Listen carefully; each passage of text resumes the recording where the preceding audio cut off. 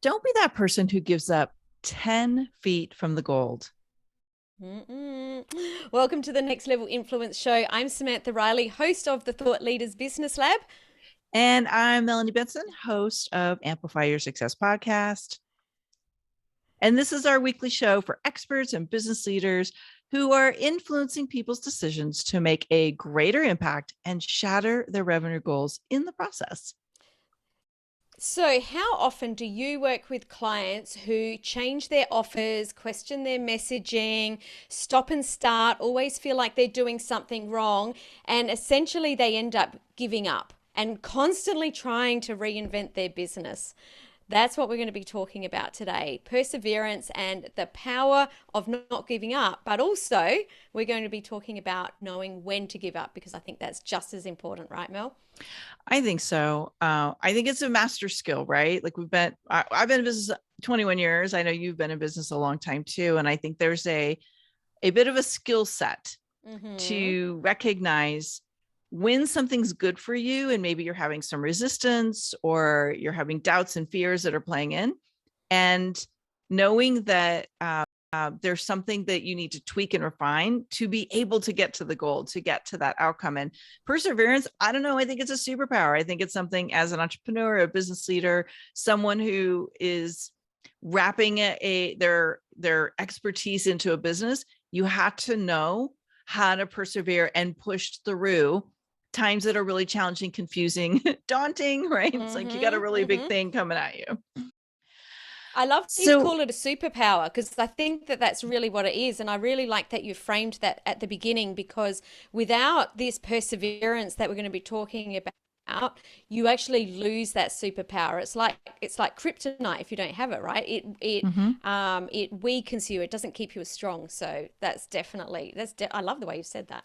Yeah. And he could be a dog on the bone on the wrong thing, right? You're holding on to something for dear life and it's not serving you anymore. It's maybe you've grown past it or evolved. I was thinking of a conversation I had with, I have a lot of different groups I'm involved in, and there was somebody who I was giving some feedback about her niche, and she wasn't ready for it. And she was just dog on a bone on something that she had outgrown. She was moving past it. And it wasn't until she heard it like 3 or 4 Mm-hmm. times from different people, she was ready to act on it. So I think perseverance can be working against you when it's something that maybe you've gotten disconnected from. So I know you've got a bunch of tips, Sam, and this is an area that seems to come up a lot in both of our businesses. I thought maybe we ought to talk a little bit about the mindset of perseverance and knowing Mm-hmm. when to give up, Mm-hmm. when not to give up. Well, when you know that you are in something for the right reasons, you're pursuing something that really is truly aligned, and we'll talk about how to know that it's not that in a few minutes. There is a moment Mm-hmm. of commitment that's required. And Mm-hmm. I learned this a while back from a coach I was working with about 15 years ago. And it was really profoundly helpful to recognize that there are moments where we are interested in things. And there is a moment where we get committed to it. And there is a vastly different impact that it has on our trajectory and our motivation and our focus. So interest basically means you're interested in something enough to explore it, to look into it, to have it pique your curiosity, maybe have some conversations, and maybe even invest in some great training and resources to help you pull it off. But interest isn't enough, because what Mm-hmm. happens is we as human beings oftentimes have lots of things we're interested in, right? I know you are, I am. Mm-hmm. Mm-hmm.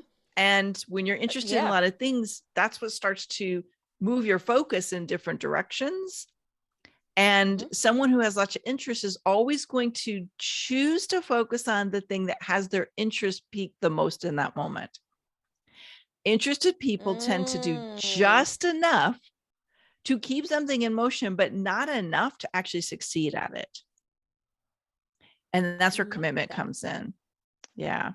I I love heard that. somebody, hopefully this is relevant here for us to think about, but I heard somebody share the difference as an alcoholic. The moment they started to um, move out of the toxic behaviors of their alcoholism was the moment that they stopped just deciding not to drink and they committed not to drink. So I thought that was very powerful. I've never heard that before, and I really love it because I can hear that those bright, shiny objects that come up, a million times a month for people like us that are like, always looking for what's going on, that all of a sudden that you're able to put that stuff aside because that is interesting, but it's not going to commit to get us towards our goals. I really love that. Mm-hmm. Yeah. I do a lot of work with people who are, they have this body of wisdom and they know they're an expert in a lot of ways, but maybe it's not translating to success the way they'd hope. They want to teach other people how to do what they do. I call it transforming their wisdom into wealth. That's a highly paid authority.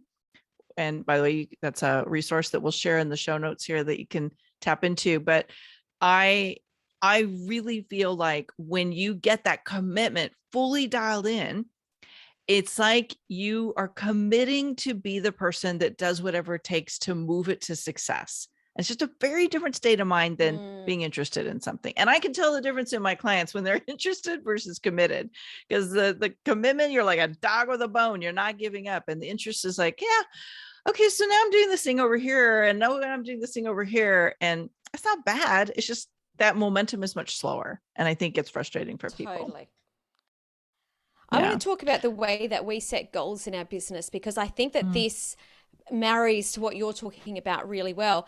And that is that when you're really committed to something, that there can be a real fear around fully committing and going all in. So we do something in our business, and I do this with my clients as well, is set good, better, and best goals. Because sometimes, we hear that you set a goal so big that it makes your palms sweat. But sometimes it can be so big that it actually makes you pull back. So to take the pressure off, so the good goal is, well, if you did this thing, whatever it is, if you took this project on, what is something that you'd be happy with? Like, okay, so I want to run this high-end mastermind. I want to launch it. And you know what? I really want 20 people, but you know what? I'd be really happy and I would run it for 4 or 5. Okay, then that's your good goal. But once you hit that, so that you don't stop, what's a goal that would be better? Something that would excite you a little bit more? Well, I'd be happy with 4, but a better goal would be 8. Cool. And then if you achieve that, what would be that real awesome goal that if you did keep going, that it would be amazing? Oh, well, that would be, 15 or 20.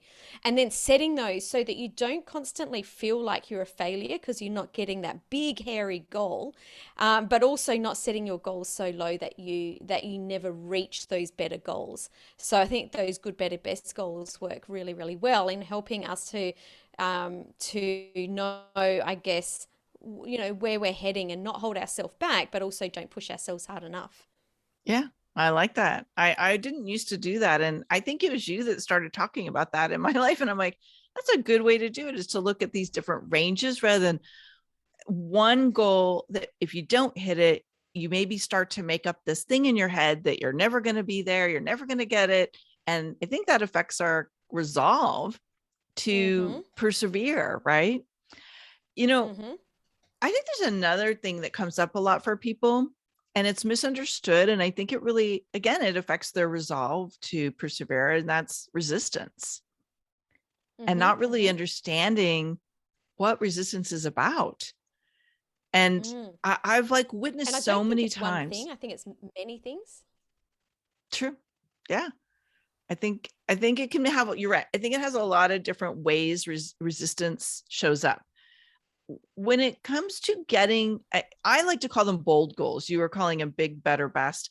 I do a lot of work with people to challenge them to set really bold goals that stretch them so much they cannot be the same person, right? It's like, you're like, this is so big. I had no idea how to pull it off, but I know in every fiber of my being, I have to do this. And I think those, like you were saying, sometimes those goals get so big, it's daunting and people pull away from it, or there's resistance. And the resistance, I think sometimes people think resistance means stop. Or fear. Like if you have fear coming up, it means stop. Like something bad might happen. I actually think sometimes that resistance means there's something that's getting ready to emerge and there's something that you're holding on to in your beliefs or your ideas of what success is, or your idea about the thing you're doing, that the resistance is telling you, I don't feel ready yet. Mm-hmm. And or there's conflict about it. Mm-hmm. So I don't know, like, what do you see happens for people when there's resistance that impacts that desire to persevere no matter what's going on? Well, I mean, obviously everyone's different, but definitely I see that resistance where that is the point where most people will pull back. And Yeah. it's normally because they're asking themselves a really unresourceful question, like, I don't know how to do this. That is the most unresourceful question ever, because you don't need to know how. So I think this is the time when this resistance comes up, that's the time to start asking yourself resourceful questions, which are more like what or who, when, why. Starting off with, okay, well, why am I doing this? And starting to get really clear on the outcome.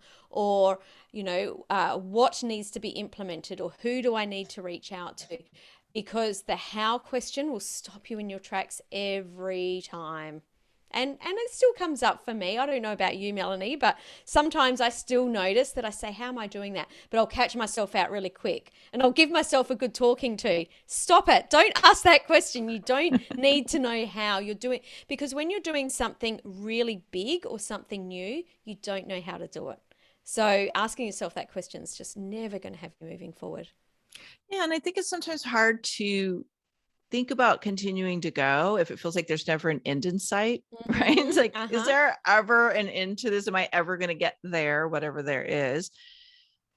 I don't know, like, coming back to this idea of perseverance for a second, I love this idea that, and I say something similar. I love this idea that if we're asking ourselves the wrong questions, it's very hard to continue the journey when you're getting in your head and you're getting yourself stuck and asking yourself, how am I going to do this? Or I don't know how to do it, which isn't even a question. It's just it's a statement that limits your vision of what's possible. And, I believe that great ideas emerge when you recognize there's resistance, but you do not let the resistance become a stop sign. I love that. Your best work, like the tweak, the maybe the bigger possibility, the bolder goal, the more expansive version of you, like we stretch our capacity to meet that thing that we're committed to in our lives. And if you're committed to small things, you get small growth, you get small outcomes. If you're committed to bold outcomes, you stretch into bold outcomes. Like, that capacity stretches to meet you where you are committed to being. And I don't know, like, I think resistance is I think resistance is something that tells us we're on the edge.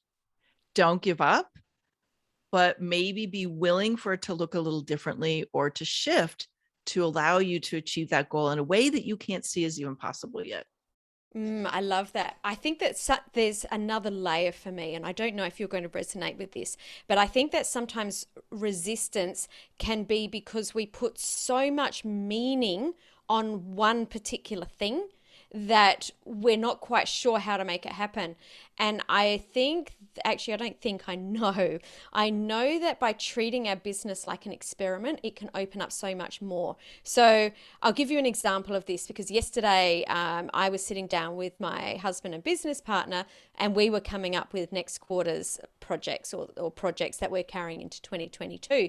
And when you start talking about some of these big goals, you can be like, I don't understand how that fits in, or I don't get how that works. Where we always have the conversation of, all right, well, let's just take away the being right. Let's just clear that off the table. And what if? We ask ourselves a lot of, well, what if? What could this look like? What if we did this? And we treat our business like a constant experiment. And with an experiment, just like it is in science, what you're doing is you're getting the data and you're using that to make the next sort of decisions, rather than saying, well, this is our goal, and making everything it's almost like you're trying to fit a square peg into a round hole.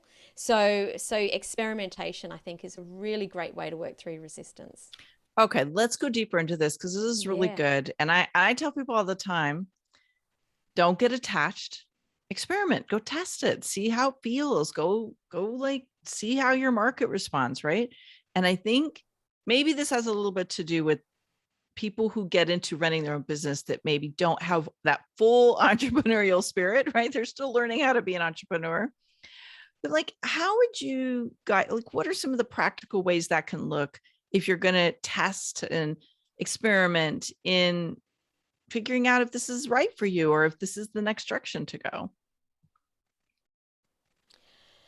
Whoa, that's a big question because straight up, my brain is going, how do I do that?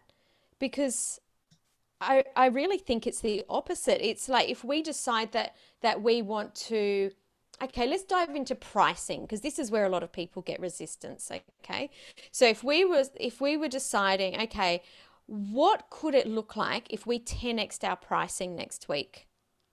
Because that's a really big, bold goal. It's something that you're like, I can't do that because Yeah. that's not possible. So around that, it's like, all right, well, okay, let's just have a chat about what would need to happen to fix our pricing. What would we need to deliver to our clients? And we would just start to, I guess, I call it brain dump. I don't know another way to say it, but we're just like, okay, well, let's just write a list of all the things that we could add in that would add value to be able to 10x our pricing. So it's coming up with that big, bold goal that usually seems like it's out of, out of reach, and then asking ourselves, well, what could happen or what? And, some of it might be ridiculous. And this is what I really enjoy too, because we have lots of laughs because we just start to be silly. But out of that, especially if you're bouncing off people, you're like, okay, well, that was ridiculous, but it just gave me the thought, what about this? And I think it's just that constant play in what would it look like. Hmm. So I'm thinking back to our theme for today being perseverance. And what I'm hearing in that is trusting these little like niggly thoughts, these little tweaks of an idea that are sparking your enthusiasm and your inspiration. And instead of limiting them, going, well, I don't know how to do that, or that doesn't make any sense and everything else, you play it out and say, well, what would it look like? What could it look like? What would have to happen for this to be able to take off? Now, we got to contrast that with the constantly chasing a bright, shiny idea, which I think is the kind of the opposite problem, right? So we've got the side where it's like, okay, I don't know how to do something. And then there's the people that are trying to do it all. Like they're chasing all these different ideas. And we were opened this up today with this premise that sometimes people don't see the traction. So they're constantly refining and changing and adding and subtracting and getting ready to throw the whole business away. But maybe there's a better way to get that traction. What would you suggest to somebody who's in that space? Yeah, and can I just go even a little bit deeper because the specific way that I see this playing out in people's businesses is that they create some sort of program or product or mastermind, and they've got this great idea, create this thing, and they spend a lot of time doing it, and then they don't get the interest that they were expecting, and sometimes they might just get one person reach out. This is something that I hear a lot, and then they'll reach out to me and say, oh my goodness, only one person's interested. I don't want to run it for one person. And then they just, instead of sort of working through that, they're just like, nah, so obviously that product is no good. No, I need to get rid of that. And I see them bouncing between this, I've got this great idea, let's implement it. It didn't work. And then they throw the baby out with the bathwater. So that's the way that I see it manifesting in people's lives. Now, where the commitment comes in is they might have a really, really great product. And I would say 99% of the times, it's not actually the product that's the problem. It's the marketing that's the problem. So if one person's reached out, that's great. That means that there's someone that's interested in that, which means there's going to be more people interested in that. So this is where you need to really get committed and tweak your marketing. There's something that I learned from my coach years and years ago when I first started in the online space, and it was the power of the 5 1s. And we always implement this. I do this with all of my clients. So the 5 1s is having one dream client or ideal client or avatar, however you want to say it, but one person with one program. So that signature program that you're known for, that people can repeat and say, yeah, I know Melanie does this thing. I know Sam does this thing. That's what they're known for. one channel. So how are you building your audience? Are you showing up on 10 different social media channels a little bit, or are you showing up on one channel a lot and really owning that space? One way to convert those clients. So are you converting them through webinars or live events, whatever it is? And then for 1 year, you must commit to that. So one dream client, one program, one channel, one conversion event for 1 year without changing and chopping. And what I see consistently is every time that someone launches or puts new marketing, they double the number of that come in. They double it again, they double it again, they double it again. That one person turns into 2, turns into 4, turns into 8, rather than one person that they never ever take on and they throw out the baby with the bathwater. I love this 5 ones. I wish I would have known this when I started. Right? Saved me a lot of heartache. I'm very lucky I had a good coach. You had a great coach. It's fantastic framework. And I'm thinking about those people that they're on the fence about something. Mm-hmm. And so last year I was in a place, this is where this is probably coming up. And I'm constantly like aware of my own habits. My self-awareness is really, 21 years in, I start coaching myself. Right. And I'm recognizing that, like, okay, there are moments where I do what you were just talking about, where I'm like, okay, I don't know, like, I'm kind of not feeling this anymore. I don't know if it's time to let it go. And I start to wonder. And I know that a lot of other people go through this too. It's like, I have put so much time and money into something. Am I really going to walk away from it now? Like, I spent 5 or 6 years teaching people how to build dream teams. And one day I literally was like, I cannot do it another day. Like, I do not want this conversation to come up one more time. It's like, that's not to say I don't help people with their team building, but I didn't want it to be the only conversation I was having. And there was something that was emerging in me, and I was really ready to allow space for it. But my business was so full and there was so much going on, teaching people how to build dream teams, that I didn't have the space to allow it to emerge and get clarity. And so I had to kind of develop some processes to really evaluate and get clear when I was maybe like doing that bright, shiny idea chasing and just kind of moving too quickly away from something before it got to the gold. Or is it really time to let something go because my energy's not in it anymore? My inspiration's moved away from it, and I've kind of like completed that chapter. So I thought maybe we could talk a little bit about when we know it's time to allow something to dissolve or to sell it or to let it go, whatever that form is going to be. I'll just start with one of my own signs I know is I go through this 3-step process. The first step is I look at the facts and data, and I do a pros and cons, or I might like look at the things I value and then kind of rate it against the decision. Like, is this something that really still serves these priorities and these values and these needs I have for my business and my life? And that usually gives me ultimate clarity. But I add one thing into that process, and I call it like expansive versus contractive. I actually did a whole episode on Amplify Your Success because people are like, wait a minute, how does that work? Yeah, and this sounds so good. Yeah. So I did a whole episode. You can find it on Amplify Your Success Podcast if you want. But and I'm happy to link it up. Sam, I guess we could probably link that up later in the show notes. Do that. Yeah. But here's how it works in basics. When you think of something and you imagine yourself out a year from now, let's take your 5 ones and build on that. A year from now, you think about having this out there in the world, successful, being your signature program, serving this dream client, dominating this channel, having this one big conversion event. When you think about that, does it feel exciting and expansive and inspiring, or do you feel contracted around it? Does it feel heavy and overwhelming and exhausting? Now, here's the trick. Just because it feels contracted doesn't mean it's not your thing. So this was the big aha, mind-blowing moment in my world. And then what I feel like has really been helpful for a lot of my clients since I learned this was contractive doesn't mean stop. It means the way you're imagining it has something conflicting in it for you that will not allow you to feel your most authentic and really be in your superpower. Mm-hmm. So sometimes you have to shift your paradigm of what you think it's supposed to look like so that it gets more expansive again. Mm-hmm. And then you move on it. I love that so much. Yeah. I love this so much because we're energetic beings and you can't think your way through everything. Your body will give you the cues that you need.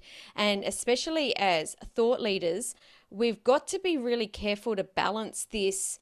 I'm committing to this, but also I'm not going to develop and distill and constantly evolve what I'm doing, because as thought leaders we need to do that.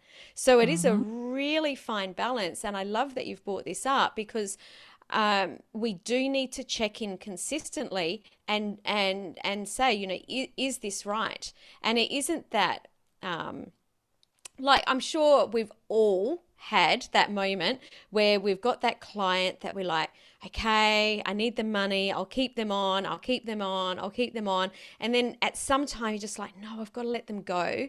And you just get that, I'm so glad I did that. I'm sure I'm not one that's had that moment. No, you're not. And you bring up such a great question. It doesn't just have to be our offering. Sometimes it's the type of clients we work with. Mm-hmm. You know, we start our businesses and we go through different chapters where we find ourselves, you know, like attracting a certain kind of people, or thinking that we're going to work with this type of business owner or this type of business. And then as we evolve, I think sometimes the type of clients we want to work with shifts too. Mm-hmm. So I think everything we're talking about can be applied to a program, a type of business, or a type of client, or even like what your role is in the business. It can apply to anything. Your messaging, your programs, all sorts. I know we were talking about this the other day, and I got really excited because as we've gotten to know each other over the years, over the year, I should say, we've both realized, like, I feel like I've known you forever. We've both realized we don't just go to practical, like logic brain tools. We both actually have a set of tools in our toolbox that use all of the tools at our disposal as human beings, a lot of them using energy and consciousness and ancient wisdom. You know, one of the tools when I go through okay, I've done the practical logical, now I've checked in for expansiveness versus contractedness. Then I'm like, I'm still confused. I don't know what I'm going to do. Then I go to the energy. And so I was sharing with you guys the other day, right? So I think the official term for this is a dowser. It's actually a crystal on a chain. I just for the record, I am only one woo on the woo-woo scale, but that woo serves me very well. So I use this, and honestly, it is so helpful to have an external tool that can help me recognize my internal energetic field when I'm conflicted about something, or I can't get out of my head and really trust my energy. So I know you have some too. What are some of the, I guess, more practical as well as the maybe more woo tools that you use? And there's two that I use consistently every day in my business. One of them is kinesiology. So if you've not heard of kinesiology, it's muscle testing. So the idea behind that is we have all the answers within us already. So on YouTube, you can see videos where, you know, the way that I first learned was, you know, you hold your arm out to the side, which you kind of can't see in this frame, but people will ask a question and they'll push down on your arm. And if it's a no, if your body's giving a no, like your arm will break the resistance, but if it's a yes, it will hold strong. And the first time that I did this with a kinesiologist, I was like, whoa, I didn't even do anything. Like your body just knows. So the way that I do this on my own is I create this like little duck bill with my fingers, and I ask myself questions. And you have to start off by getting a foundation. So you ask yourself really basic questions that you already know the answer to, like, you know, is my name Samantha? Like you can see, yes. Is my name Melanie? No, it's not. So you get that baseline, and then you start to ask yourself. But with kinesiology, you need to make sure that you ask yourself very specific questions. Otherwise, you could end up down a rabbit hole. So don't ask yourself, maybe, should I do this program? Well, you could ask yourself, should I do this program? But now it's like, should I start implementing this program today? Should I start implementing this program in 2022? Start getting your that idea, and then you start to spread it out. Okay, is it in October? Is it in November? And you start to do that. So kinesiology is one of the things that I use. And the other one is tarot cards. And what I love about tarot cards is it helps you to access parts of your mind that you may not be accessing. So I pull cards. I don't actually pull cards every day, but numerous times a week I pull cards, and it really helps you to go into the parts of your brain that maybe there's a bit of a shadow there, and it can really open up some new thoughts. So there are two things that I do in my business to really know, am I going to explore this? Am I going to do this? And I guess if we kind of come back to the full circle with this concept of perseverance, I would have to say my last tip, and I know you're going to probably say something similar, is support. Is because I think sometimes the environment we're surrounded with is either like charging us up and getting us inspired and makes us want to persevere, or they reinforce those parts of us that want to give up. So I think having a really good coach, being in some kind of really great mastermind that isn't one of those masterminds that's just like a yes man or yes woman. It's like, no, they're really going to challenge you to show up and be the best version of yourself. And that's facilitated by somebody who really understands how to use great tools to help you access the best version of you. And to not just push you to do something when it's not good for you. Like there are 100%. a lot of mentors out there that they just want you to succeed at their program. And that's not a bad thing intrinsically, but not everybody knows how to help you be the most authentic version of you. And I think that's something you probably want to look at when you're looking for a resourceful community that's going to keep you plugged in to persevering on those days where you're feeling sad or you're feeling like you want to give up, which we all have, because businesses can be hard, but you don't want to give up before you get to the gold. 100%. And I just want to say that being part of something where you're constantly feeling out of alignment will burn you out. If you are constantly out of alignment, you will burn out, you will get sick, you will quit, all the bad things will happen. It affects your relationships. So I love that you mentioned as someone that supports you and helps you to be in alignment with who you are. Sometimes that's still not going to feel comfortable. Sometimes that's still maybe a coach that's pushing you up against your boundaries, which is very different. And that's what we've been talking about today. So it's really important to get very clear on these feelings and start to learn what they are so that you can start to differentiate and discern what these feelings are, because the difference between doing something that you shouldn't be doing that's out of alignment with you and doing something that's new and just feels a little bit hard because it's new are two totally different things. So really great point, Melanie. Yeah, well said. I'm loving this so much. I don't want to stop, but I know we're going to stop here. So I'm so glad we're coming back next week to talk about some more of the journey of being somebody who is influencing and impacting the lives of others. And what are these parts of us that we have to fine tune and strengthen so that we can have more of an impact in this world? Because I know that's really what we both do. And that's what we get passionate about as well. Absolutely. So if you're loving these tips, you want to make sure you stay connected, whatever platform you are watching this on, make sure you follow both myself and Samantha Riley on this platform. We are going to be doing these weekly and we don't want you to miss out. And we talked about a couple of resources today, and I realized depending on which platform you're watching this on, we may or may not have the link in the comments or in the show notes, because some platforms, which will remain nameless, do not alike links. So Samantha, I want to just mention authorityamplifiers.com is where you can get my 8-step roadmap to transforming your wisdom into wealth as a highly paid authority. It's a download. And then there's a masterclass, so you can really learn how to put that into action. Love And I that. know you've got some great resources. Sam, what's the best one to share today? Yeah, I think today, if you want to really develop and distill your thought leadership so you can get those 5 ones really distilled down so they're nice and clear, then head to samanthariley.global/thought leader and get the free resource there so you can start to really get clear on those 5 ones so that you can commit and persevere to getting your goals. Love it. So before you go, tell us something you loved about today's episode. We want to make this your show. We want to tackle the subjects you're concerned about. We want to give you tips and resources that are really going to help you where you're at in your business and the work you're doing in the world. Tag a friend who you think might benefit from this topic around perseverance and knowing, should I keep going or should I give up? Thanks so much for tuning in. I'm Melanie Benson, and this is my co-host. Samantha Riley. We'll see you back next week. Ciao.